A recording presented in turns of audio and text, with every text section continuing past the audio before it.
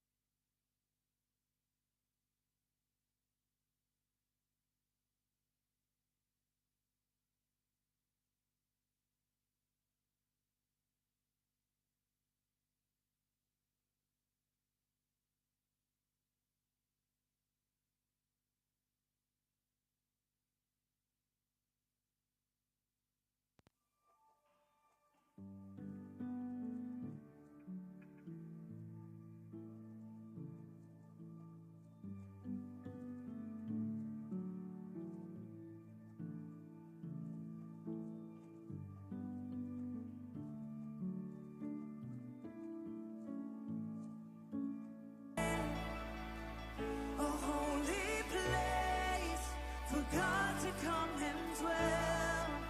We call on you, flow on through. It's where the river flows, everything will live. Its streams make glad the city once again. A holy place for God to come and dwell.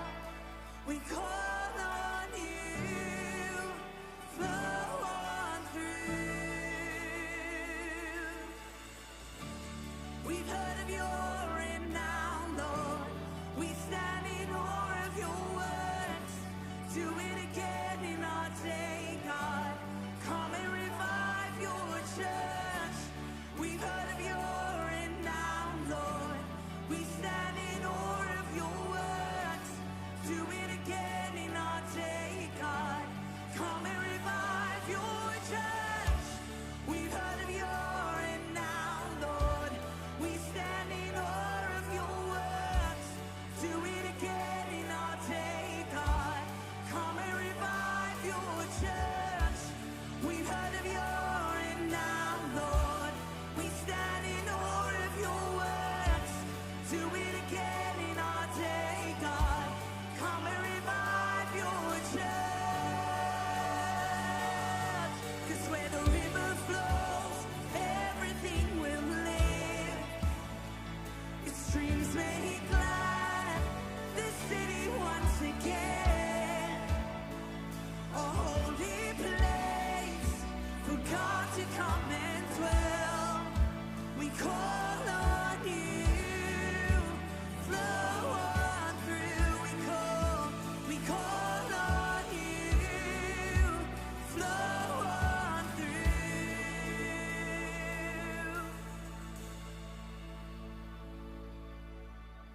You said if we believe, then we would never thirst.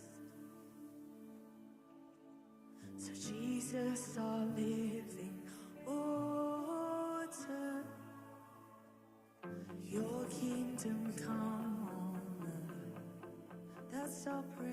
Your kingdom come, your kingdom come. Here and now today, God, your kingdom come. Your kingdom come, your will.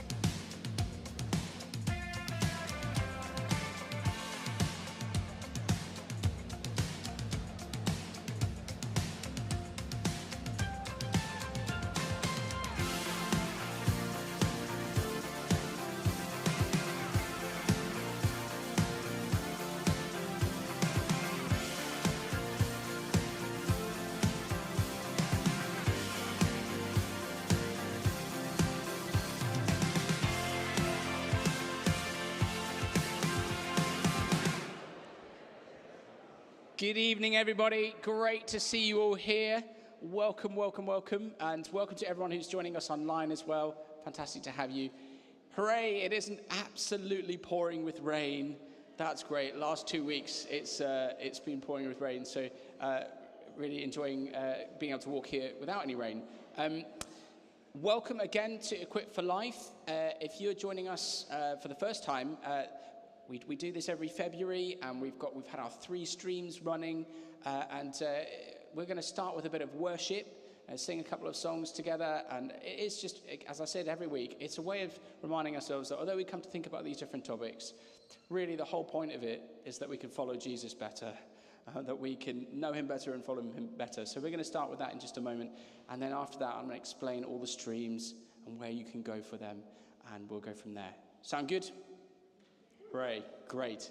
Okay, can I invite us to stand then where we are?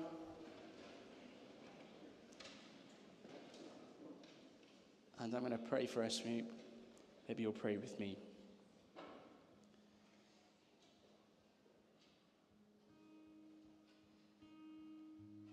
Lord Jesus, thank you that you are here this evening and you have things you want to teach us and ways you want to grow us. We just take this moment before we head into our seminars to focus our eyes on you and to surrender our lives again before you. Help us to refocus after a long day and pour out your Spirit on us as we worship, we pray. Amen.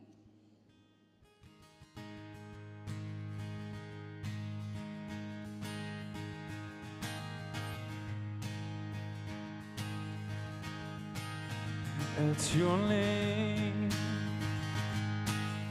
the mountains shake and crumble.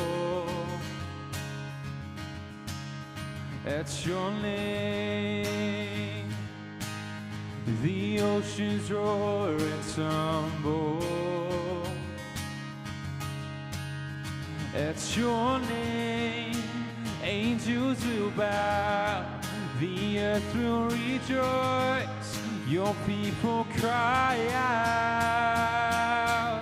Lord, of all the earth, we shout your name, filling up the skies with endless praise, Yahweh, Yahweh. We love to shout your name, oh Lord. It's your name is the morning breaks in glory. It's your name. Creation sings your story. It's your name. Angels will bow. The earth will rejoice. Your people cry out. So Lord of all the earth, we shout your name, filling up the skies with endless praise, Yahweh, Yahweh. We love to shout your name, oh Lord.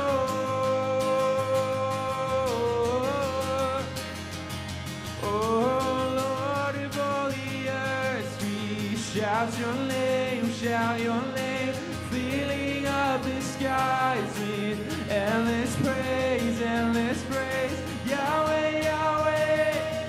We love to shout your name, oh Lord. But there is no one like our God. We will praise you. There's no one like our God. We will sing. There is no one like our God.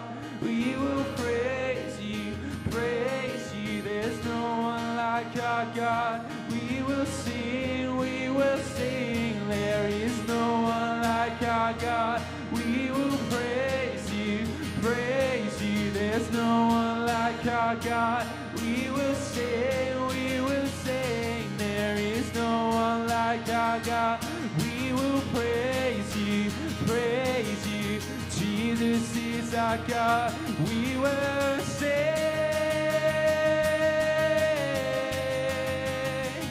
So Lord of all the earth, we shout your name, filling up the skies with endless praise, Yahweh, Yahweh. We love to shout your name, oh Lord, Lord of all the earth.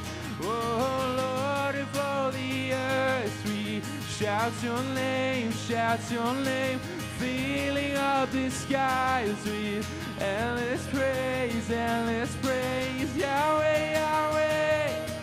We love to shout your name, oh Lord.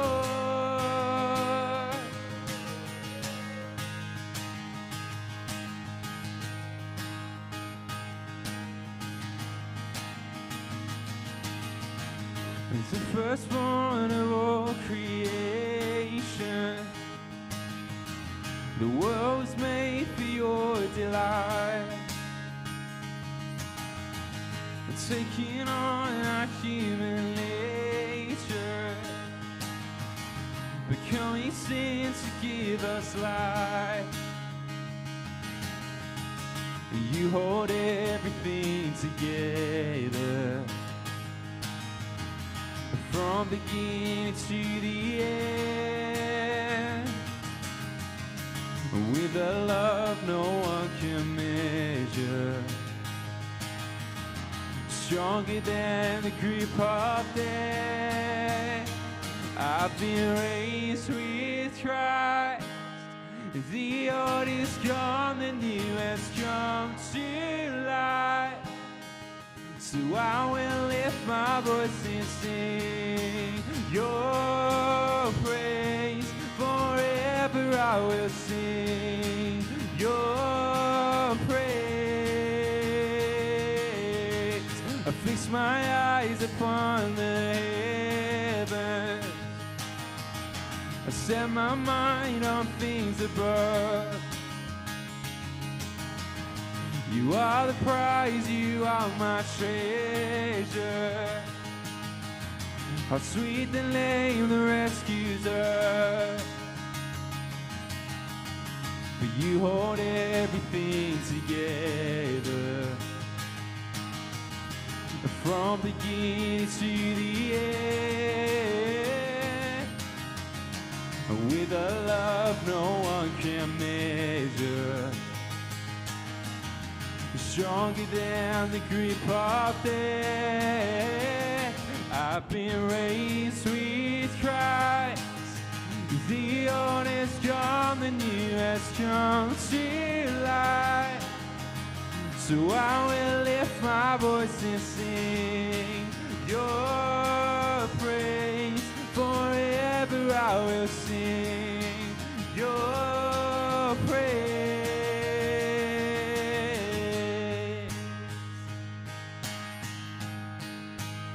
Forever sing your praise.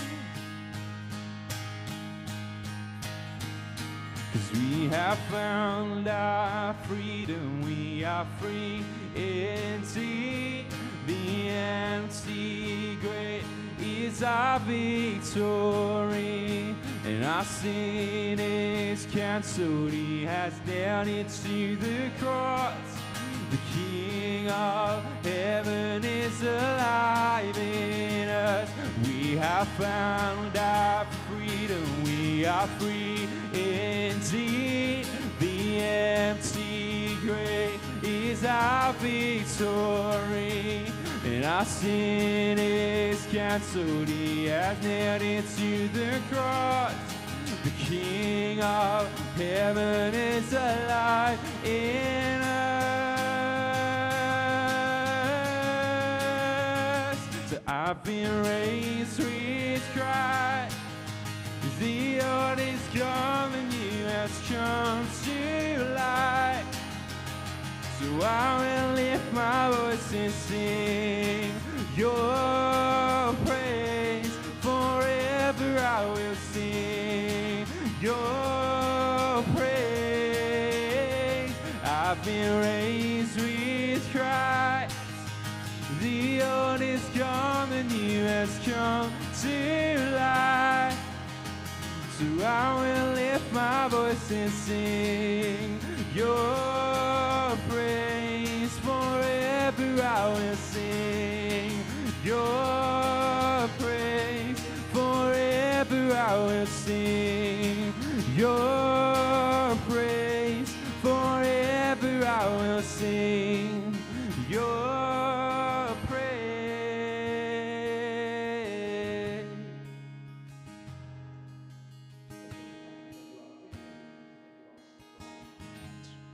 Ask that you be with us as we go now to our different seminars, as you help us to learn how to follow you better. Amen. Okay, do take a seat where you are. And we've got to the part of the evening where we're just going to tell you about the different streams that are on tonight. Probably you came here knowing that already, but we'll direct you anyway. And then it's going to be scatter and head to your different locations. Just be aware that we won't be coming back here, so take your stuff with you, and most of the locations will end by 9:15 or before. Wonderful. Have we got the slide with the different locations for it? Brilliant. Can we stick that up on the screen? Okay, here are your options tonight. Continuing the Ready for the Future stream, here if you stay in the main church, and also it will be online. We are looking at following Jesus in a climate crisis, and we are really grateful to have Professor Bob White here, who's taught here in Cambridge for many years and speaks on this topic often, and be looking at both the science and also how we respond as Christians. So that's going to be brilliant. It's the final installment of Getting to Grips with the Old Testament Law, and the one that everyone's been waiting for, which is how does the Old Testament law apply to us as Christians today? And that will be in the Henry Martin Hall with Olga. So if you go out the back door to my left, your right, and follow the crowd round up into the hall, that will be there. And then in our Love Cambridge stream, we are looking at serving those in prison. And we have Andrew from Prison Fellowship, and we have Sarah Reynolds, who is involved in prison ministry and comes here to HT as well. They're going to be leading that session, and that is just a 5-minute walk down the road at the Friends Meeting House. So if you go to the back, the door you came in, you'll be given a map, you'll be given some directions, and it's just a few minutes walk. Remember to take your coat and stuff with you, because you'll be leaving from there. So 3 amazing options, and you have roughly 30 seconds to choose. So 3, 2, 1, go.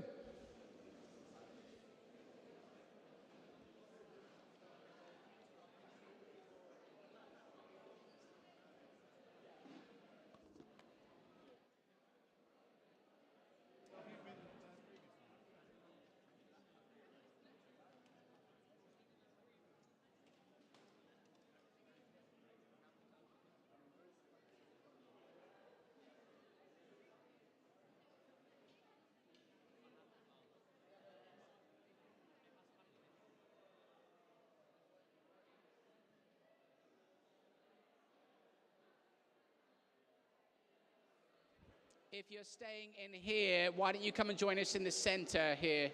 You get a much better view.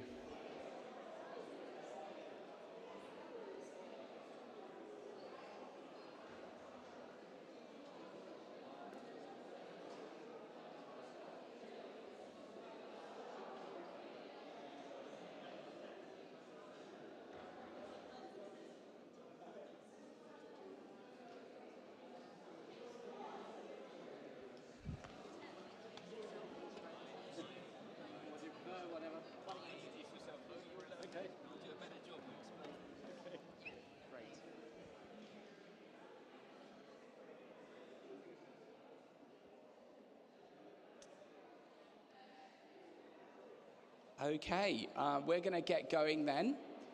And I'm going to invite Professor Bob up. And I've asked him to introduce himself because he'll do a better job. But we're really grateful to have you here tonight. And just to say, I know lots of people will be watching online. As you're going through, feel free to scribble down questions. And if you're in here, we will kind of take them at the end. But also, if you're online, just stick them in the comments, and we'll be trying to feed those back. So, fantastic. Over to you, Bob. Thank you very much. And thank you for all the technical support, which has worked flawlessly so far. And is about to have the title slide up, I think. So my name is Bob White, and as we were singing, I was just remembering that actually in this very spot 53 years ago, I think it was, I first understood the gospel properly from somebody who was preaching called John Stott. And I guess that was the start of my Christian walk, and I've been very blessed to spend a lot of it in Cambridge, where there's so many good churches, this one amongst them. So that's my Christian story. My professional story is that I came here to do physics, but it was a little bit difficult, to be honest. So I changed to geology, which is one of the things you can do in Cambridge, because it's natural sciences. And besides, I like the outdoors, so that was great. But I ended up doing geophysics, so I combined the two anyways. Most recently, I was professor of geophysics. I've just retired. So they give you a grand name of emeritus, which means you can still carry on working. They just don't pay you. So that's really fun, actually, because I get to do all the things I like to do. And I've just had some wonderful students over the years, which has been a great blessing to me. But of course, I've always wanted to combine my faith with my science. It seems the obvious thing to do. I've never seen any conflict between them. In fact, I think science is a great gift from God because it enables us to understand the world around us and use it for the good of humankind, which is actually what the Royal Society was set up to do in 1660 or so. So it's always been fun to do that. So one of the things I did about 16 years ago is help with a colleague set up the Faraday Institute for Science and Faith, which is really to speak to our own tribe of scientists who think automatically that science and faith are impossible partners. But actually, of course, you see the world much more richly and deeply if you look at it through the eye of science and the eye of faith. And it's wonderful that Graham Budd, who's here in this fellowship, is now directing the Faraday Institute. So that's a great joy as well. So I've been asked to talk about climate crisis and following Jesus. What I thought I'd do today, and I'm just seeing whether this clicker will work. Do I have to point it? Perhaps I got it backwards. Do I have to point it at you to make it go? Oh, it did go. Okay. Good. So I was going to split it into two halves. First of all, talk a little bit about the science, which many of you may well know anyway, and then some Christian responses to that. So you've heard all these things on the news. The last 20 years are the hottest on record. The temperature globally in 2023 broke all records. It went through this 1.5 degrees C threshold above pre-industrial times, which is significant because some years back in Paris, the whole world agreed that 1.5 was a target we should aim to keep below, and we've broken it already. Now, years go up and down a bit, but I have no doubt over the next few years that will continue. And the thing that's really important, though, is not so much the absolute temperature as the rate at which it's changing. And that's because if the place you live becomes untenable because you live in Bangladesh, where 30 million people live within a meter of sea level and the sea level rises a meter, in the past you could just migrate away a little bit, go inland a little bit. But of course nowadays you can't do that because there's hard borders around every country, and we all know the attitude of people to refugees, sadly. And so the rate at which things are changing and you're stuck where you have to live can make it really difficult, maybe from flooding, maybe from droughts, as we'll see. So let's just look at the past 1,000 years. Up the side is temperature. You can't really see it, but over the past 1,000 years, that's what the temperature has done.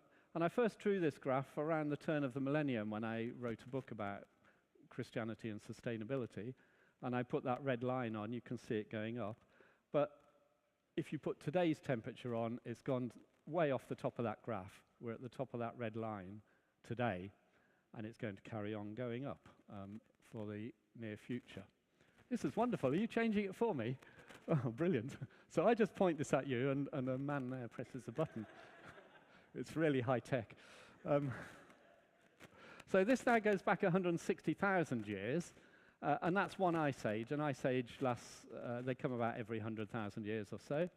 And the tiny little red ellipse you can see at the right-hand end shows you that the temperature hasn't changed for the last 10,000 years, more or less, since the last ice age. And that's relevant because it meant that human culture and society could get going, because if you planted your crops somewhere this year, you'd expect the climate to be much the same next year, so you could harvest them. So that stability of climate, I think, was really important to human culture getting going. But what I'm going to do now, with the next button, you can see carbon dioxide on top, which is red. And when carbon dioxide goes up, temperature goes up. When it goes down, temperature goes down. It's pretty basic. At the moment, we're at the lower of those two arrows, 420 parts per million of carbon dioxide. I looked it up today. If we carry on as we're doing at the moment, it will go way up to the top of that graph. And you don't have to be a rocket scientist to know that that's going to mean the temperature is going to increase. And actually, this has been known since the mid-19th century. It's not new. The last graph, I have to be careful not to point because he might change it before I point at him. The last graph is 420,000 years. We know the temperature over that period because you can drill an ice core, and this has been drilled in Antarctica in an ice cap. And the ice has got annual layers, so you can just count down to find the date. And it traps little bubbles of air. And from the bubbles of air, you can measure the carbon dioxide content and the methane content, and you can tell what the temperature was by looking at oxygen isotope ratios. So I'm going to plot three graphs, and you'll see them sweeping across. Temperature on the bottom, methane in the middle, and carbon dioxide on the top. So let's go with that now. And you'll see it sweeping across. When one goes up, the other, they all go up and down in sync, as you can see. Each of those peaks is is a temperate period between an ice age. Usually the Earth is a bit colder, actually. So for the last 500,000 years, the temperature has not been higher than the average of about pre-industrial times now. Carbon dioxide, I showed you just now, has gone up like that. And the next button press will show you what methane has done, which has rocketed up in that green one. Now, again, you don't have to be a rocket scientist to know that if we're doing that to the atmosphere, the temperature is also going to go up. Now, it can be quite hard to actually calculate because as the world gets hotter, then it's more moist and there's more clouds, which might trap heat or they might reflect sunlight. And so it is quite hard to predict because we're going outside anything the Earth has done since humans have existed on it, indeed since long before humans have existed on it. So we're running an experiment with the Earth without really knowing what the outcome is, except it's going to get hotter. So next slide. This just shows you that the gases which contribute to global warming, not just carbon dioxide, that's about 2/3 of the cause. Methane, although it's only a small percentage, parts per billion, actually is a much more powerful greenhouse gas. And so that accounts for about 1/4 of the greenhouse warming. And then some other funny things, nitrous oxide, chlorofluorocarbons, although they're only much smaller in volume, actually have an immense effect. So those are the gases that we have to worry about. And next slide. One of the interesting things, I think, is that everything we do has consequences. That's sort of self-evident, isn't it? But it is striking when I discovered that the greenhouse gases that are produced by all the airplane flights in the world, because they're one of the nasty things we think, don't we, are really horrible things, it's about the same as all the Google searches that we do, right? All the use of computers that we do, which we don't even think about its climate impact. And that's because when you send out a Google search, it goes to at least 2 different servers to try and get the fastest response. And those servers use a lot of power. And so they can produce a lot of carbon dioxide. The sensible service providers are actually putting their servers in Iceland, where it's all geothermal and hydrothermal energy. But that's striking, isn't it? Airplanes, Google search is about the same. But it's part of our culture. We do Google searches. There are consequences to what we do. But the next slide actually shows one of the biggest consequences, which is cows, amazingly.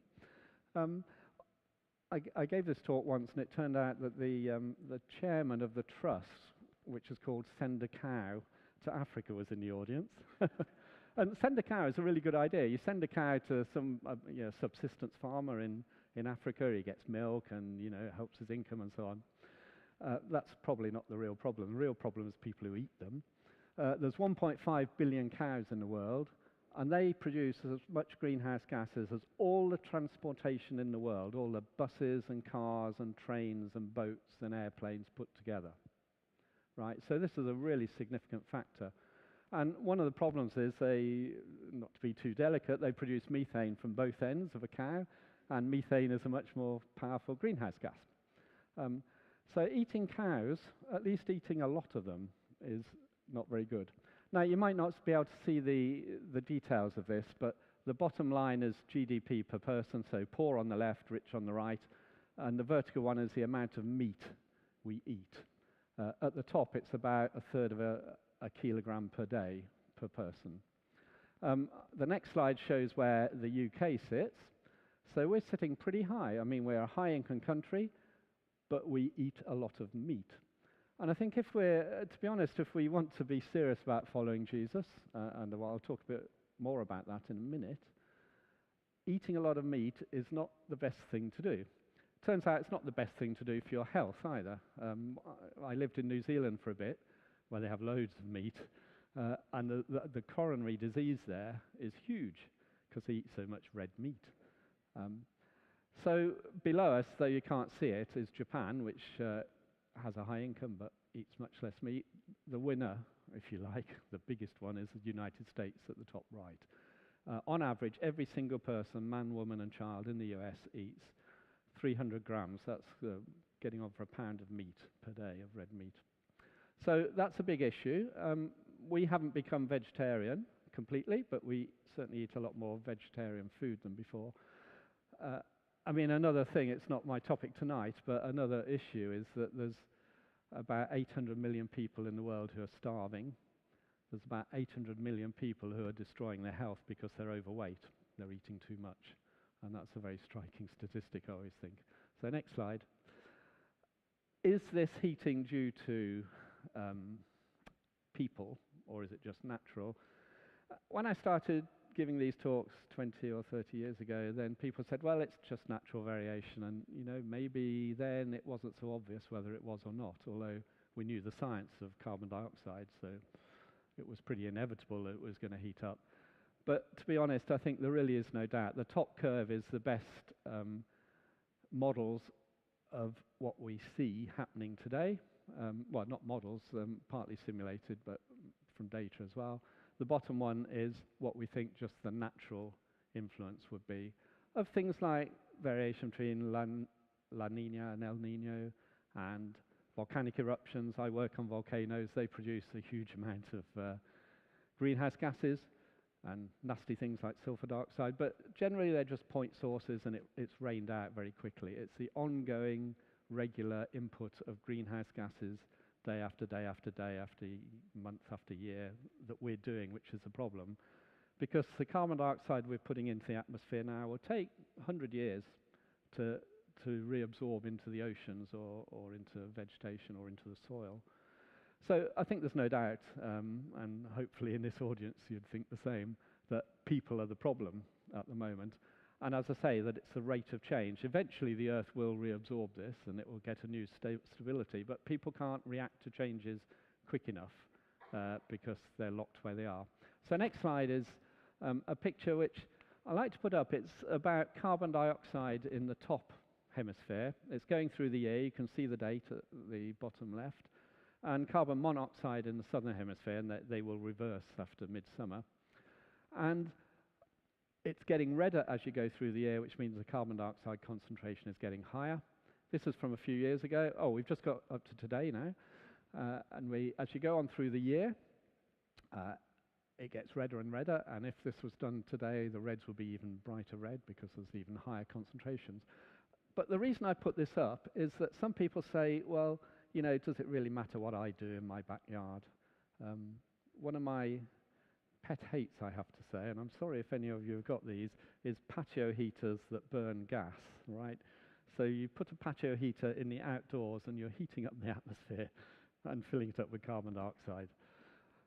Seems a really silly idea to do that. So the point of this is that everything we do has consequences around the world, and you can see that the gases go around the world in the jet stream in a matter of days, not very long. So we are affecting our brothers and sisters and everybody else all around the world by what we do. So it does matter what we do. This is amazing. I could watch this all night, but we better move on to the next slide. You see, didn't work quite so well. Okay, so climate change is causing much more extreme weather events, and I think we see this on the news, don't we? There are more floods every year, more extreme floods, and they even affect us here. People die, even in England, from floods. In Pakistan in 2022, 1,700 people died from floods that were predicted because you could see them moving down through Pakistan into the floodplains for several days ahead, nearly a week ahead. People die from floods, and in fact, of all the natural disasters you can think of, volcanoes and earthquakes and floods and droughts and wildfires, all these things, the most dangerous is this most mundane thing of floods. Floods kill far more people than all other so-called natural disasters in the world, including earthquakes. And climate change is exacerbating them. So next slide, I said droughts also affect people. A bit harder to tell how many people die from drought, because if you live in sub-Saharan Africa and your crops fail one year, well, you might make it through to next year, but if they fail again next year because the drought is longer lasting, then obviously you become malnourished and you die probably from something else. But it's estimated that about 650,000 people have died since 1970 from droughts. That's the recent UN report. And since the turn of the millennium, since 2000, the number and the duration of droughts has risen by nearly a third. So I think we see it anyway from the news and from our own experience, but that is the raw fact of climate change. Next slide, please. Wildfires, of course, we see those on the news as well. And I was in California a couple of years ago, and I was quite a long way away. Actually, I was a bit outside California, but the fires in California just spread this dust and ash from hundreds and hundreds of miles all over Canada in that case. And of course, they affect livelihoods as well, and the animal population. Next slide. A thing that you often hear about is the Arctic ice shrinking. Why is that important? Well, it's important because the Arctic ice reflects sunlight, so it keeps the Earth a bit cooler. If you melt the ice, then water absorbs the sunlight more. So the Arctic is heating up several times faster, perhaps 5 times faster than the world average.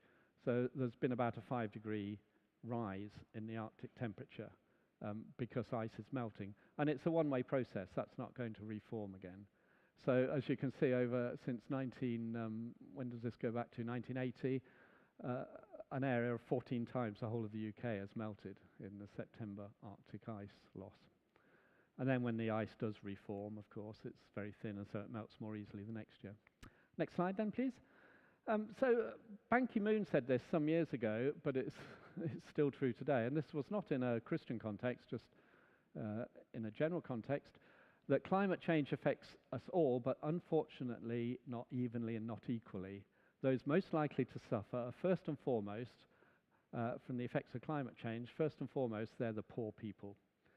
Because, of course, if the sea level rises, we just build the Thames Barrier a little bit higher, and we've done that twice now. But if you live in a deltaic area like Bangladesh or one of the Pacific Islands, you can't do that. And generally, the places that are suffering from climate change are the poorer areas of the world. And the next few slides show that. So if you have the next one, this is the world as we know and love it, a Mercator projection, which we all know distorts near the poles, but never mind, that's what we're used to look at. So the next slide shows you it's distorted the countries by the amount of carbon they've produced. And you can see that disproportionately it's North America and Europe that have produced most of the carbon since the Industrial Revolution. In fact, Britain has produced more carbon in the Industrial Revolution than the whole of Saudi Arabia has since. Next slide. Where do people live in poverty? Well, it's not North America and Europe, as you know. It's Africa and Southeast Asia. Next slide. Where do those people killed by floods live? Well, actually South America as well, but Southeast Asia a lot. Not so much Africa, because next slide shows you that they die from droughts, the opposite, although they do get flash floods there too. So climate change is going to really affect, and Ban Ki-moon was right, it's affecting the poor and the disadvantaged. And it seems to me that from a Christian perspective, we have a real responsibility for this, because we've benefited from all of the wealth that burning fossil fuels has brought. And so we now have a responsibility, I think, to help those people that are affected by that in Southeast Asia and Africa, who got none of that benefit. So next slide, please. Who's producing most carbon? Actually, the UK and the US have slightly decreased a bit since around 2000. Actually, that's mostly because we switched to burning gas instead of coal. But also, of course, we are investing in renewables, and on a good day, a lot of our energy is produced by renewables, about a third. China is still rocketing up, India rocketing up, rest of the world rocketing up. And this is a real problem, that somehow we've got to reduce those greenhouse gases. And the argument goes, well, it's not fair to stop China and India burning greenhouse gases to try and raise up their standard of living. And, you know, that is a real argument. So I think we have to address that. So next slide. You can't see the details of this, but the orange slide is what would happen. The second one down is what would happen if all countries implemented their current policies. We'd get to about 3 degrees above pre-industrial average. And people think that 2 degrees is going to be pretty catastrophic for the world population. If we don't do anything, you're in the top purpley quadrant. If people keep all the pledges and targets they've made, and governments never do, I have to say, we're on the third one down, and we're still having 2.5 degrees temperature rise. So getting down to 2 degrees or less is going to be a serious issue. Next slide. Well, that's just some of the science.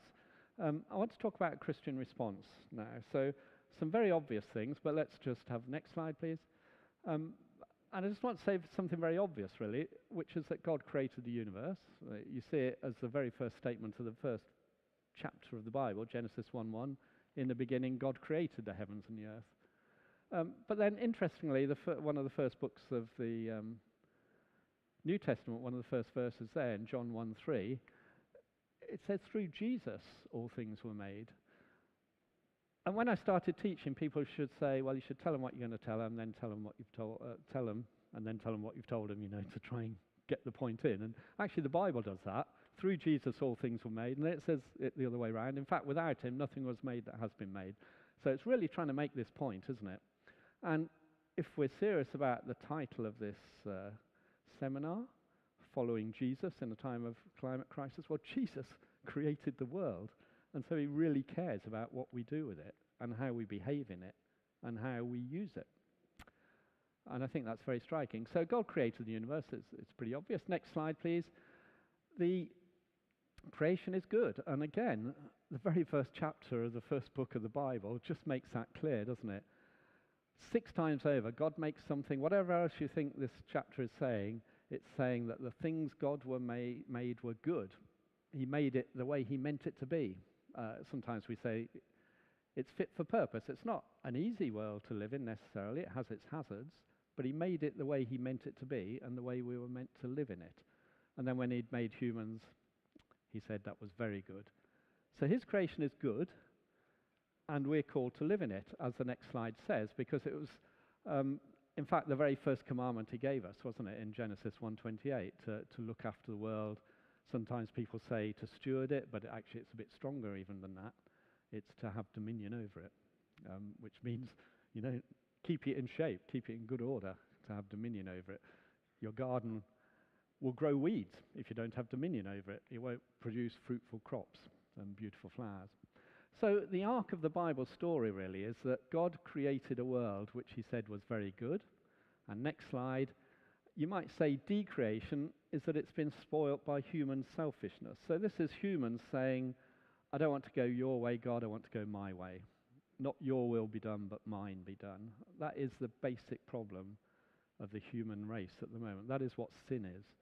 It's putting ourselves before what God wants. And so creation is groaning because of that. Creation is not able to reflect God's glory in the way that God intended it to, the way God made it to. So we've got ourselves to blame, of course. And then the third one of the biblical arc, God created a world which was very good. We've spoiled it.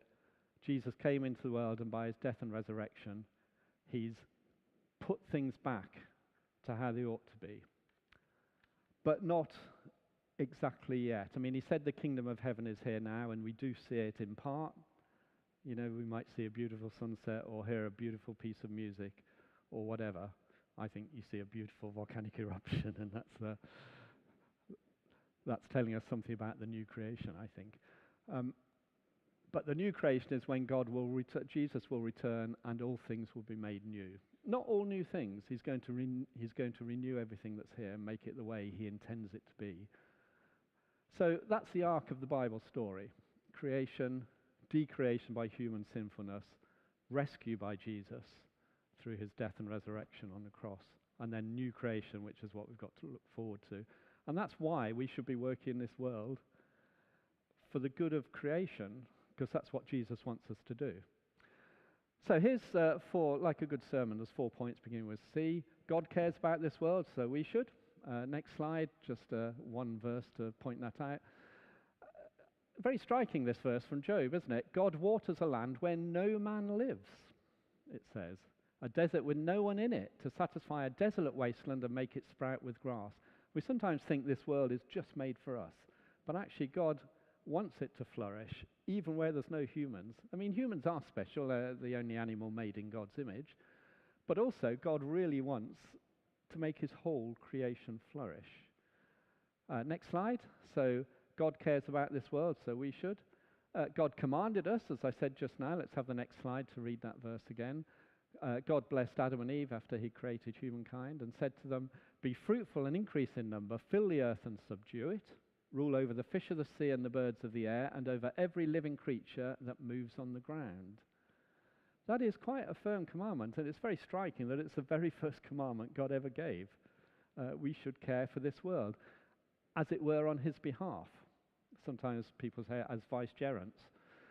We should care for it in the way that he would care for it. And we know how Jesus would care for it. He'd care for it as a shepherd, if you like, a shepherd king, wouldn't he? He'd use it for the sake of others, care for it for the sake of others, for the sake of God and for the sake of other people on this land. And that's the way we should be caring for it, in the way that Jesus would.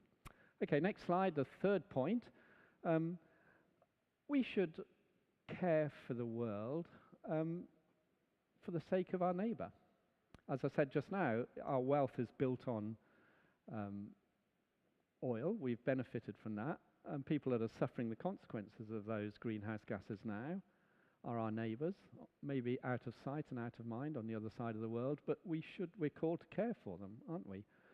Next slide just is, again, one verse from Jesus talking in Luke's Gospel. "From everyone who has been given much, much will be demanded. From the one who has been entrusted with much, much more will be asked." Well, brothers and sisters, we are the people with much. We are the people to whom much has been given. You know, what are we, the 6th or 8th richest economy in the world? So we have a responsibility to use this creation for others. And I sometimes have this dream, really, that one day I'm going to meet somebody from sub-Saharan Africa, a fellow Christian there in the new creation, and he's going to say to me, "Oh, brother, we heard about how hard it was up in England there with all your materialistic lifestyles, and we prayed for you, brother." And I think, what did we do for you with all that materialistic wealth? And we will meet these people. You know, we are one family. Okay, next slide. Now, those first three things are things that I think most secular people would sign up to. Many, good people who are not followers of Christ would say, yeah, that's good to care for other people, care for the environment, look after it, and so on. But the fourth one, as I said, is a specifically Christian one, that there will be a new creation that we're going to live in for eternity, we're going to look forward to. And that gives us hope for the future, I think. And if that first half was a bit depressing, we should have hope for it, because there are ways forward. Here's just one example from Revelation. When John saw a new heaven and a new earth, where there's no more death or mourning or crying or pain. Isn't that amazing? None of those things. For the old order of things has passed away. And he who was seated on the throne said, "I am making everything new." He's restoring the earth and making it the way he intends it to be for people to live in. Next slide. I have a few more on this hope, because I think it's important, a few more quotes.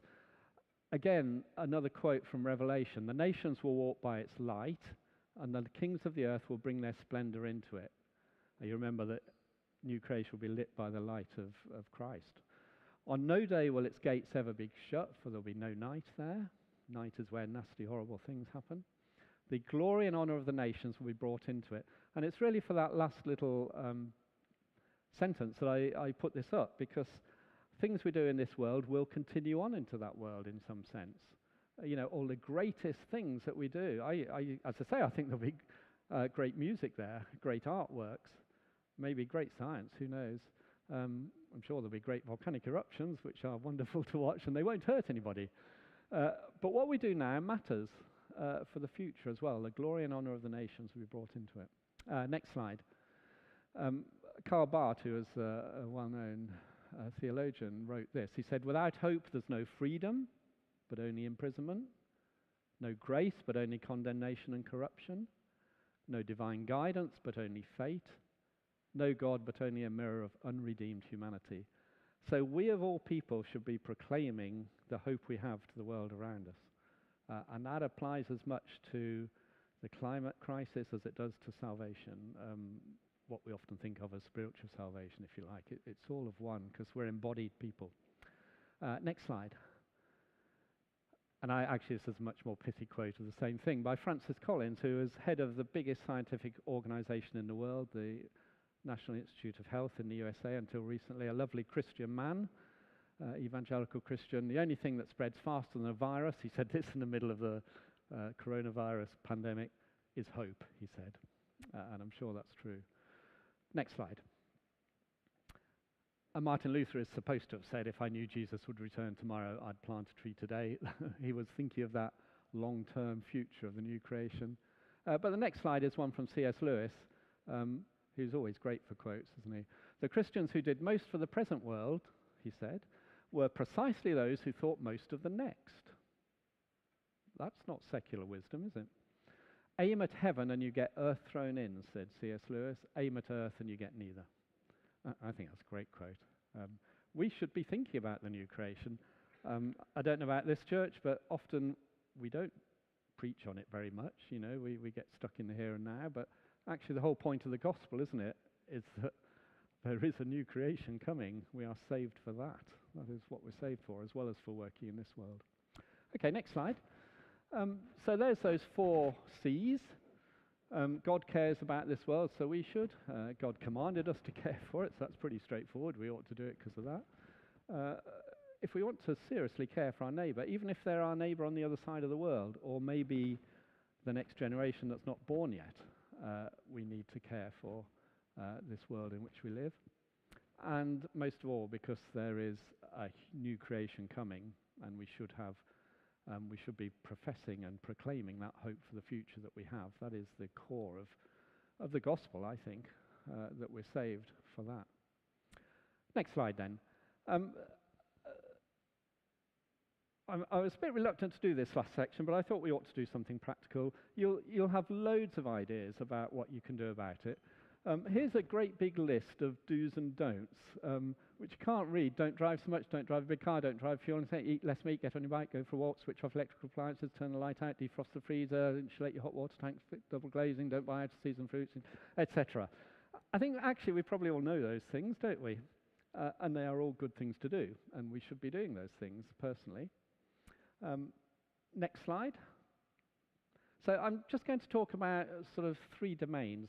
Personal domain that we live in, the community domain, maybe it's 4. I think there's a community domain, and then a national domain, then an international domain, where we can have influence in each of those. Personal domain, well, there's things we can do. Next slide has got a few examples. Certainly we can eat less meat, and it's probably better for us anyway if we do that. We'll be healthier. One thing that's quite difficult, actually, is you might, if you divided up all the carbon that's available in the world and we were equitable and we said, well, everybody can burn the same amount, that would be fair, wouldn't it? Comes out at a bit over 1 ton of carbon per person across the world on average. And it is impossible to live in our society on 1 ton of carbon per year. It's just literally impossible. Driving my car, I produce 3 tons a year. Flying and so on, eating, importing goods. So what are we to do about that? Well, I think everything has consequences, clearly. And so what I tend to do, just to remind myself of it, obviously we can use the car less, and so on. But if we're going to engage with our society, unless you're going to be a hermit in a cave in, I was going to say Iona, but I shouldn't really have chosen that island, should I? A cave somewhere on an offshore island. Maybe you'll get away with 1 ton a year. Otherwise, I think we can just recognize that we are causing some climate change, and we ought to help those who are affected by it to adapt to it.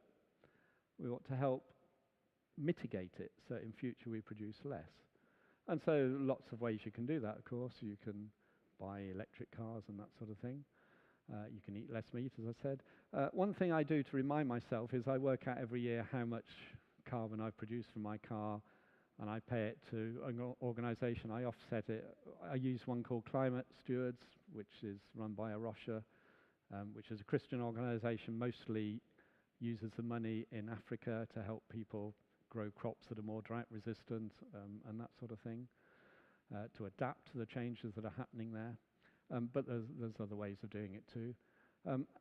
And partly I do that, with my car, with flights and so on, just to remind myself of the impact I'm having. I think it's just a good habit to get into, that living in this world we do have an impact. Obviously we can recycle things, produce less waste. Don't buy the latest iPhone just because it's a thing to have. You can make it last a bit longer than 3 years, and so on. Our materialistic lifestyle does not produce satisfaction, does it? So it's probably better for us not to buy into it quite so deeply as many of our non-Christian colleagues. But another important thing, I think, which we forget, is that we can lobby politicians, whether they're local or whether they're national. And we've got a national general election coming up, so there's an ideal opportunity to do this, isn't there? And politicians are generally elected for 4 years, and they want to be re-elected. So if enough of us actually tell them, well, this is an issue I really care about, then they might do something about it. They might just. The trouble with climate change is it sort of creeps up on you slowly, although we are now seeing the effects of it from the last 50 years or so. And so politicians are pretty reluctant to expend their political capital on doing something about it. But, if we say, well, we're not going to re-elect you unless you do something about this, then they do take notice. And Christians in particular, we often have links with people, don't we, in low-income countries, maybe from missionary work or maybe from aid work. And so we, of all people, ought to know what's going on in other parts of the world and not just in our own little backyard. And so we ought to be able to be knowledgeable about this. I know organisations like Tear Fund, encourage campaigns of writing on particular issues from time to time. So I think this is a really powerful thing we have. There are Christians in every parish of this nation. So there's people everywhere can do this. And I think if we mobilised, it would have an impact. And I think we forget that, actually. But I think that's something we can do because, we're, especially in Cambridge here, we're able to do that sort of thing. Okay, so that's a personal, and you'll have lots of ideas of your own, I'm sure. Next level is community level. And next slide, just some obvious things like sharing cars. Sharing garden equipment, I live in a leafy suburb, so because I'm fortunate, probably many of you don't, but it is nice to do that. We all have our gardens, and we all buy a strimmer, and we all buy a lawnmower, and we all buy our hedge trimmer, and we all buy whatever it is, which is crazy, isn't it? Because you use the hedge trimmer twice a year or something. Well, I only use it twice a year. It's good to share, isn't it? It's an obvious thing to do. Getting educated is what you're doing right here now. Local pressure groups, that have done wonderful things, and we can talk about, how far you should go with that. But certainly, lobbying people who want to get elected is a good idea. Next level is national on the next slide, and the next slide has just a few ideas there. Some of these are quite technical in a way, but I think one of the things that worries me really is that decades ago, the world signed up to send 0.7% of its GDP. Every nation said, we'll send 0.7% of our GDP to help low-income countries in their development. Right, 0.7% is not really very much, is it? And only 2 countries, I think, well, maybe it's 4 or 5 countries have managed that, mostly Scandinavian countries. Britain actually got there a few years ago. Was sending, because before that, every general election, I'd say to the people knocking on the door, what are you going to do about this pledge to give 0.7% of GDP to overseas aid? And they'd look completely befuddled. They didn't think people cared about that. So it's quite a good thing to raise. Britain did get there for a few years, and you'll remember a few years ago, this government slashed that back to 0.5%, so broken that promise. We're not alone. There's many other countries doing the same. That's one of the things we can do. We can help people. Do it personally, but we should be doing it nationally as well. And I think one of the sad things is even within the overseas aid we give, most of it is given as loans. So they're still indebted to us, not as gifts. There are other things, we can improve insulation and so on building, which is happening. We can generate power locally. We can have more renewables. It's actually cheaper now to generate electricity from renewables than it is from from hydrocarbons. So it is moving in that direction. Again, I think something this government has reneged on, it was going to phase out gas boilers, phase out petrol and diesel cars, and just recently it's put that back by 5 years from the target date they'd said. And it's actually a silly thing to do because businesses actually need stability of what the future is. If they're going to invest in electric cars, they need to know you're not going to sell another one after 2030 or whatever it is. And then when the government says, I've changed my mind, it's going to be 2035, that throws their plans into disrepute and into chaos, really.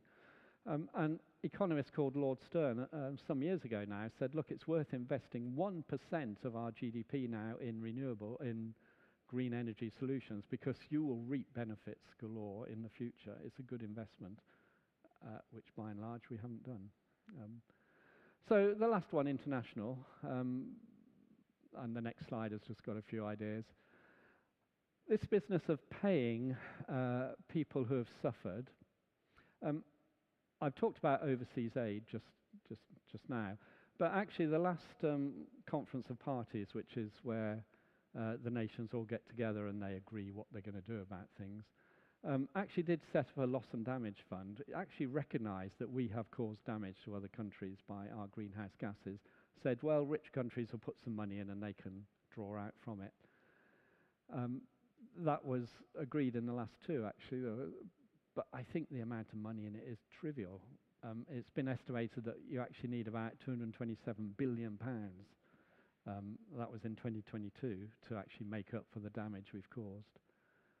The other thing one could easily do, and this will be my last point really, is that we could put a tax on carbon, and we could keep our beloved capitalist system, if you want to do that, just by making the companies that take out the hydrocarbons pay for the value of them. I mean, we're not allowed to walk into a supermarket and say, I want a Mars bar, actually other brands are available, and just take it off the shelf and not pay for it, are you?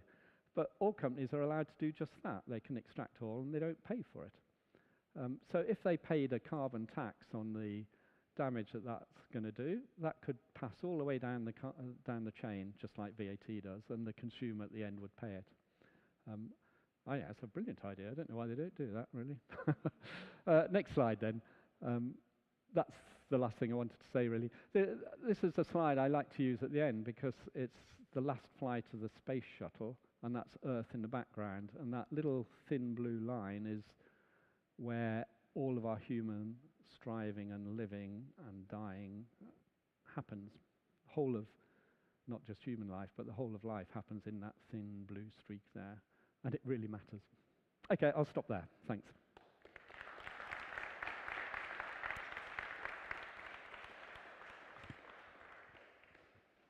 Thank you so much. That was really helpful. So many things running through my head right now. What we're going to do now is take 30 seconds where we are or at home just to buzz and chat to the people next to us. Maybe ask each other if you've got good questions. Sometimes the person next to you has a good question but doesn't have the courage to ask it. You can ask it for them. So take 30 seconds, and we're going to put some chairs up here, and then we're going to do Q&A. And if you've got questions online, put them in the comments box.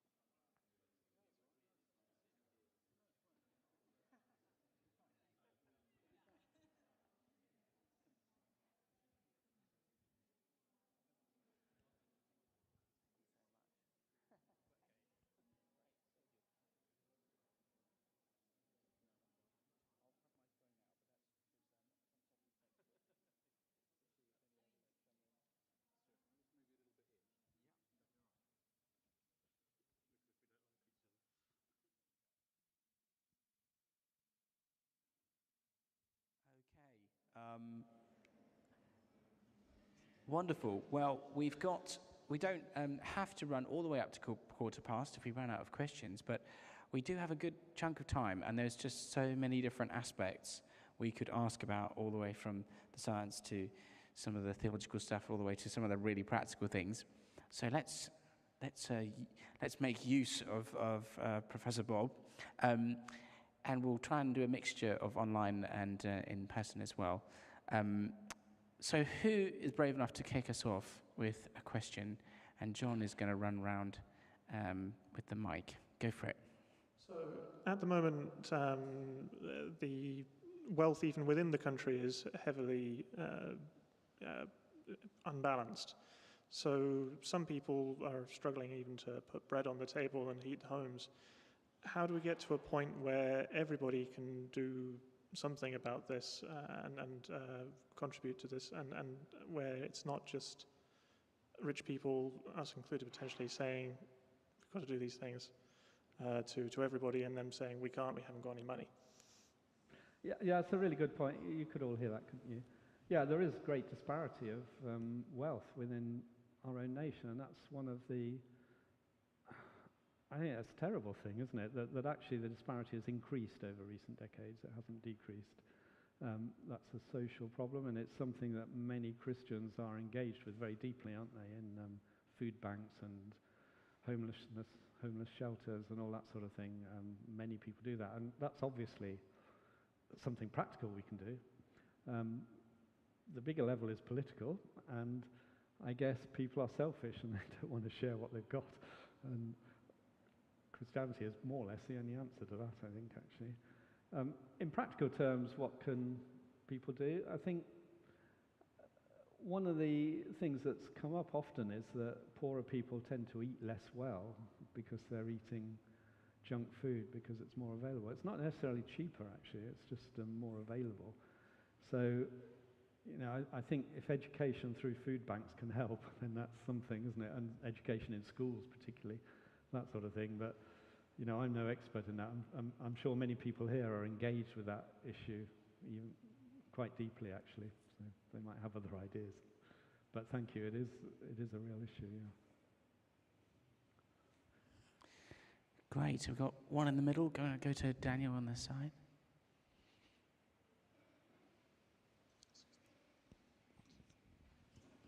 Thank you, Bob.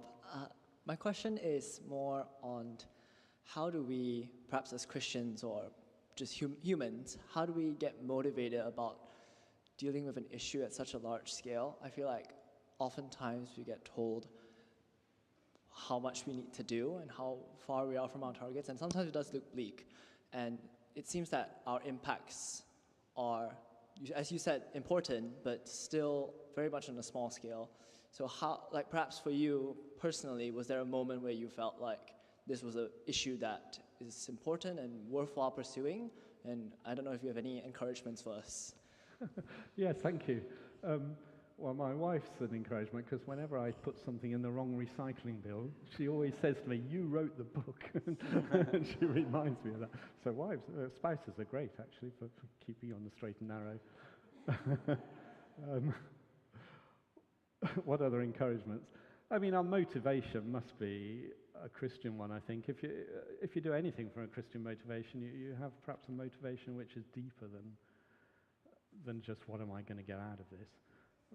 But as you know, when you do these things, when you do something for somebody else, actually you feel a lot better for it. So it's funny, there is positive, it's just the way humans are made, isn't it? That we're made to be social people in relationship with others, and when we stop thinking about ourselves quite so much and start thinking of other people, actually, funnily enough, we feel better. And I think that's not an accident that God made us that way. And so I'd just say get stuck into whatever it is that, you know, is within your sphere. And that's partly why I don't want to say you must do this and this and this, because for different people it'll be different things. And maybe I can just tell one little story. I wrote, I'm a fellow of the Royal Society, and I know somebody called Sir John Houghton, who was also a fellow of the Royal Society. And when you die, somebody else writes a biography of you. So I wrote his biography. And he was a great Christian man, but he was head of the Met Office, and he helped set up the IPCC, which is the Intergovernmental Panel for Climate Change. And he was the head of the scientific working group of that for the first 3 or 4 reports. Now, these are really important reports because they're agreed by all the nations, and they're basically the lowest common denominator, but they're really firm evidence of what's happening. And the arguments are not about those usually. They're what to do about it is the arguments. They're good evidence of what's happening in the world. And he was chairman of it, and he used to pray before every meeting, and he absolutely insisted on whatever they put into their report was scientifically accurate. Right? That was his integrity. And actually it's carried on ever since. I mean, he stepped down in the 80s or so. But it's carried on. And I think here was a Christian working in his domain at that level. I mean, he actually received the Nobel Prize for, along with some others, for climate change, for setting this up. And he set it up in a way of integrity, and of which all nations of people, all people of all different creeds and beliefs, and even all companies could send representatives, would agree to. So look, there's a great example of somebody just doing their job well, and I think that's true of all of us, whatever we do, you know. I think if you do it with integrity as a Christian, then it's going to have an impact, actually, at whatever level it is. He happened to be at the very highest level, and I think he's actually, you know, that one approach has probably changed the world, actually, and will do for decades to come, because of the respect with which these IPCC reports are held and the evidence they've shown, which is irrefutable now. And in fact, the last report, which came out a couple of years ago, actually said it is unequivocal that humans are causing climate change, and they dedicated it to Sir John Houghton, who just died the previous year, I think. So, you know, it was a real pleasure to write his biography, actually, which was mostly about his science, but he has written a book about his Christian beliefs and how they fed into it as well. Thanks. I heard someone speaking on this topic who also just said, Christians, we have particular resources for a couple of things. One is contentment. Like, it's such a big thing dealing with not spending and not buying more or consumerism. Like, Christians we have a reason to be content. We have spiritual resources, because you ultimately have to say, I'm happy with less. And actually, the world doesn't always have the resources, spiritual resources, to do that, but we do. And this other thing about living for the future as well, it's like how drawing from that hope can allow us to be more content. So I wonder whether it might push us towards what do we already know from the scriptures, and how can we use them? I had a question, Bob.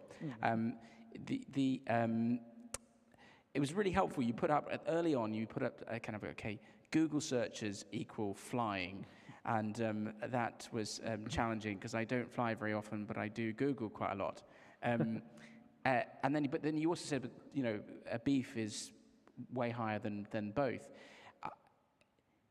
Do you have any more things like that? Because obviously we could kind of tackle in our own personal lives all these different things at once, but what are those biggest things? What are the sort of, what are the 5 biggest things that are the easiest to tackle and that make the biggest effect?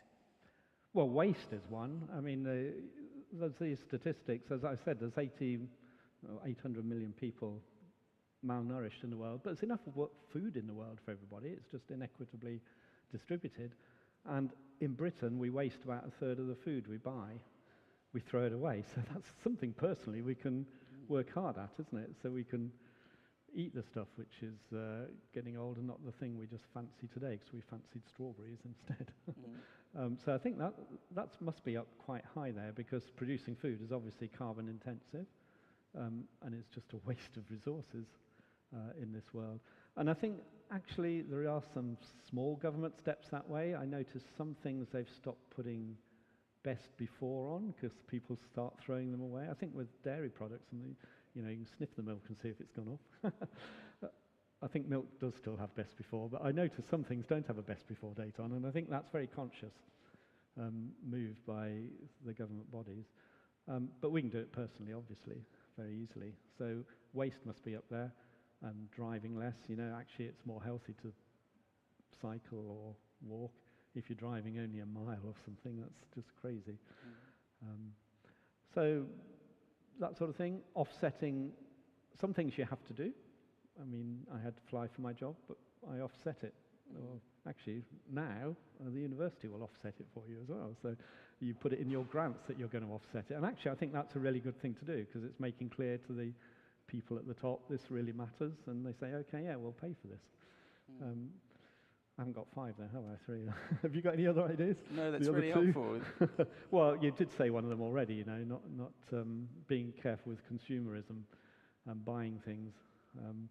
I think it's been proven that actually the more money you have, sometimes the unhappier you are because you're scared of losing it. You know, there is a threshold that you need a certain amount of money for to live a reasonable life, but beyond that, it's actually potentially harmful to you to have too much, actually.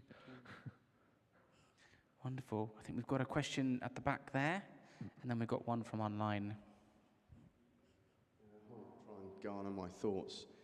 With all the satellites that you'll be very aware of, Copernicus and all that kind of data that's floating down for people like yourself to assess and analyze, all the machine learning that's happening, the AI models that will be starting to be explored within that data for future predictions.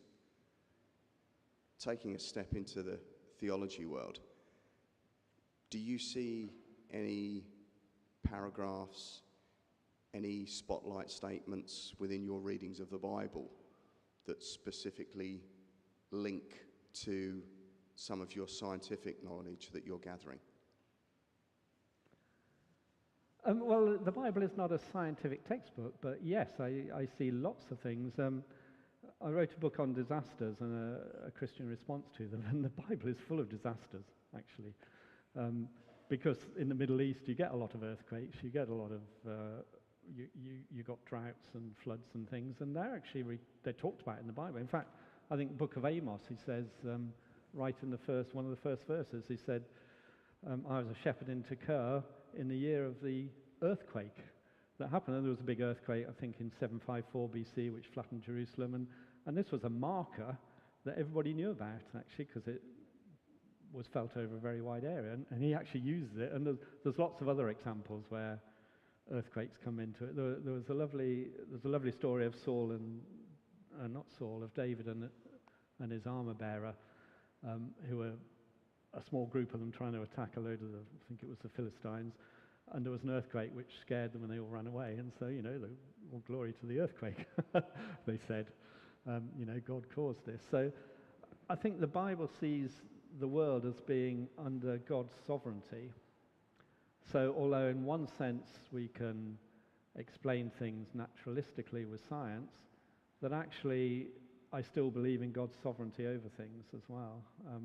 And often, you know, miracles can be explained in a way scientifically, but it doesn't make them less of a miracle. So even the Bible does that. For example, when the Israelites were fleeing the Egyptians and they crossed the Red Sea, it opened up for them. They got across, and the Bible tells you how it did it. It said God made an east wind blow, right? It blew the water back. They crossed, and then the wind dropped, and the Egyptians chased them in their chariots. There's a lovely phrase, I really love this. It says the Egyptians chased them in their chariots into the sea and their wheels fell off and they couldn't go any further. I thought the Bible is so funny. It's so realistic, isn't it, about lots of its statements. So actually, in a way, you know, God's dealings with the natural world are suffused through the Bible, and the Bible writers saw them as God's hand and they talk about them. And I think it's one of the sadnesses of our world that if we see something natural happening, we think, well, that's nothing to do with God. Whereas actually it's all to do with God, isn't it? It's if God created the whole world and he's sustaining it by his word, as it says in the Bible, then, you know, this is his world, and those things that happen are not accidents. However well we explain them scientifically. But I'd put it the other way around. I think that science is a great gift from God, that he's made a world that is understandable by humans, which may not have been the case, you know, it didn't need to be the case, but I think he did it on purpose so that we can use it for the good of others and to give glory to God by doing that. And, you know, that's why I think science is a great Christian vocation. You know, if there's anyone here thinking a student or something, oh, I'm not sure I should go into science, I should become a missionary. Well, I say if you're good at science, do science, you know, because that's really exploring God's world and you can use it for the good of others. So I don't know if that exactly answers your question, but, you know, I can see many points where those things come together, science and faith come together just in the Bible, because it's so realistic about life. It talks about life as it is. Thanks. We've had a question online which is about, again, about eating and eating meat, and saying, is there any significance, environmental significance in eating different kinds of meat? Is that just kidding ourselves, or is that actually going to make an impact? No, it really does make an impact. I'm told that eating ostrich is good because they don't produce much methane. So they eat ostrich in South Africa, but I've never eaten it, actually. I think you can buy it in some supermarkets, can't you now? So I think ostriches are good. I think chickens are probably better than red meat, and we eat a lot of chicken, don't we? So I think it's the red meat which is the problem. And it's not just because they produce methane, but also because it takes, I think it's 7 kilograms of protein, of vegetable protein, to make 1 kilogram of meat. Well, that's crazy, isn't it? If you've got limited resources, why waste it in that way? Plus, you're chopping down rainforest to make grazing land, and you're using a huge amount of water for it. And there's many things that all pile up on each other. And I don't think there's anything wrong with enjoying some nice meat now and then, which I do. But it's just, well, it's a good Anglican principle, isn't it? Moderation in all things. There you go. I think, so as I say, I think eating more vegetarian meat is good. But I think different kinds of meat do have different impacts. I think fish is probably quite good to eat as well, from an environmental impact, as long as you're not overfishing them. Yeah. We've got a question over there. Yeah. Bob, can I sneak in 2 questions? One, just a bit of fact which I don't understand. When you or the scientists or the news say, if we carry on as we are, we're going to reach 3 degrees above whatever, whatever the number is. When? Does that mean in the year 2100? In which case, what happens in the year 2200?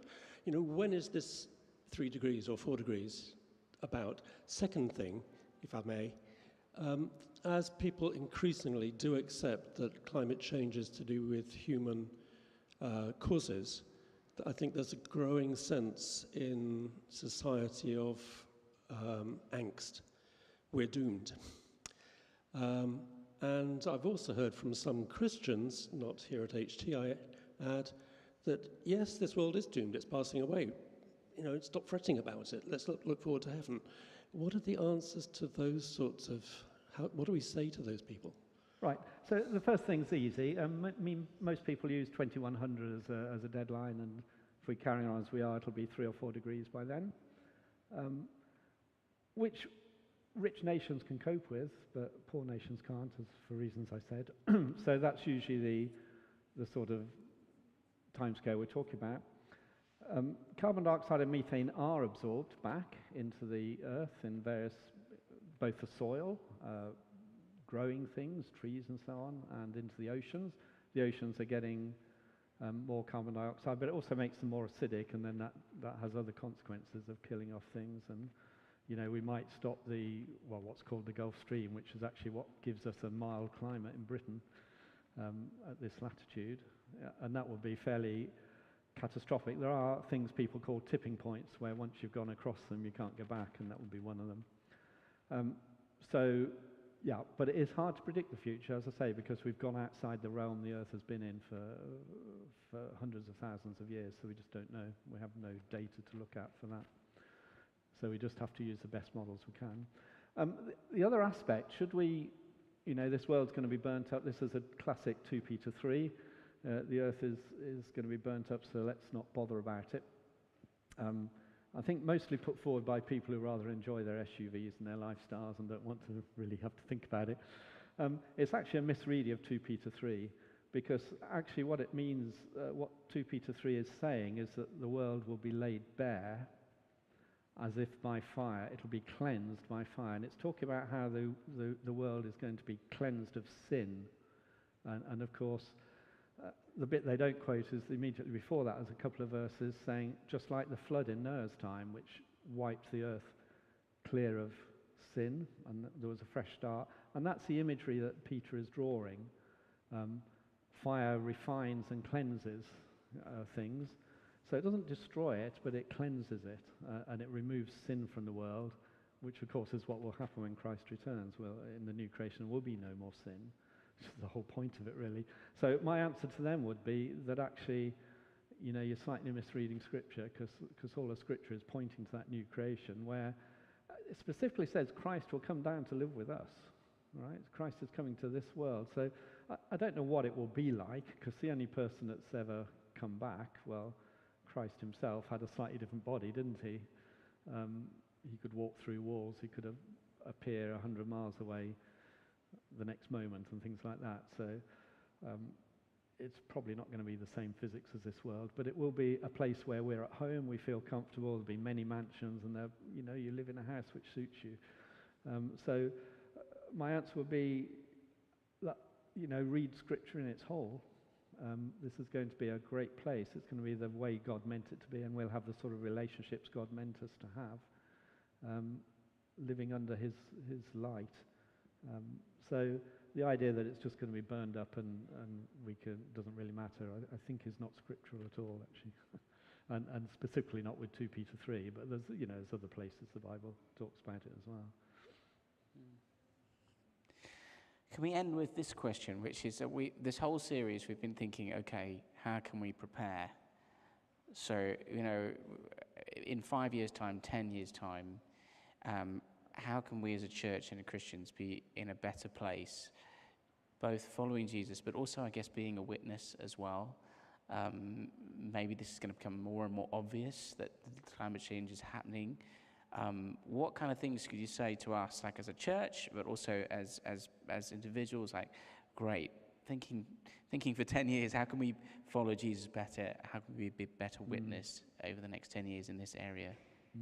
10 years goes by really fast, I can tell you, actually, from watching my own children and now grandchildren growing up. I think, what can I say? I'm really sad that in the early days of the environmental movement, if you call it that, like 20, 30 years ago, it wasn't led by Christians. Christians largely ignored it. It was led by sort of tree huggers and things and hippies. Nothing wrong with tree huggers and hippies, but Christians were nowhere to be seen. And that was a great sadness to me. Now, I think that Christians are catching up with this now, and I know you worry about the ecological impact of things you do in church, don't you?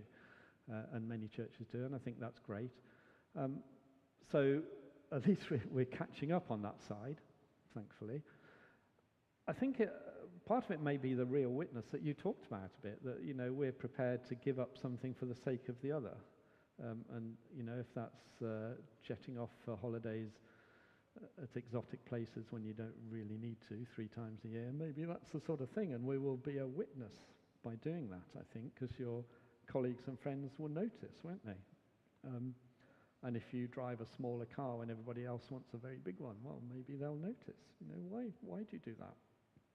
So I think that the things we spend our money on, well, it's not really our money, is it our resources, our money, our time on, actually people do notice. I think they notice it more than we imagine or realize, actually. I don't know how people here came to Christ, but I came to Christ not by some intellectual argument or even some fancy sermons, I'm afraid to say. I came to life, I came to Christ, I was saved, if you like, just by seeing the way my friends lived who were Christians. And I can vividly remember, actually, my first term at Cambridge, there were some Christians down the corridor, and they used to meet together regularly, and they were friendly to me, and they were the ones that brought me to Holy Trinity to hear John Stott. And they said, I asked them what they were doing. They said, well, we're talking to Jesus. And I thought this was really weird, actually, because I thought Jesus died 2,000 years ago. Well, he did die 2,000 years ago, actually.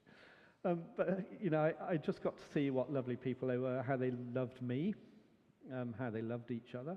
I think that has a huge impact, actually. The way you behave to each other is noticed by other people. Certainly the way you behave to other people is noticed as well. And I think it's no mistake that the Bible talks a lot about our interactions with each other. We're just studying the Beatitudes in our home groups. And actually Jesus is talking to Christians there. Actually he's talking to a bunch of his disciples. This is how you should live. He wasn't preaching to the world at large, although much of what he said is entirely relevant, of course. He was teaching his disciples, you should live for others, didn't he? And you just think of all those lovely things in the Beatitudes about the way you should live, where Jesus brought to life not the letter of the law, which the Philistines tended to do, but the practical outworking of it and the way you should live that out. And I just encourage any Christian fellowship just to live the Christian life, and to show love, joy, peace, patience, kindness, goodness, faithfulness, gentleness, self-control. Those, very few of those are things that our secular friends would be dying to do. I mean, love maybe, they'd like to have joy, but those are the hallmarks of a Christian life, aren't they? And I think people notice. So I'd say, even in environmental terms, if the way you do your meetings and so on, people will notice. So carry on doing that, I would say. In 10 years' time, we'll still be here, and there'll be more of us, I hope. Professor Bob, thank you so much for giving up your time to come here, speaking so clearly, encouraging us, challenging us as well. Can we all give Professor Bob a huge thank you? We're so grateful. Right, thank you.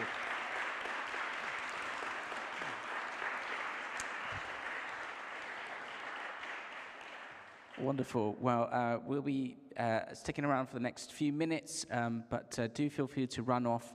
And thank you so much for joining us, and thank you for joining us online. Have a wonderful evening.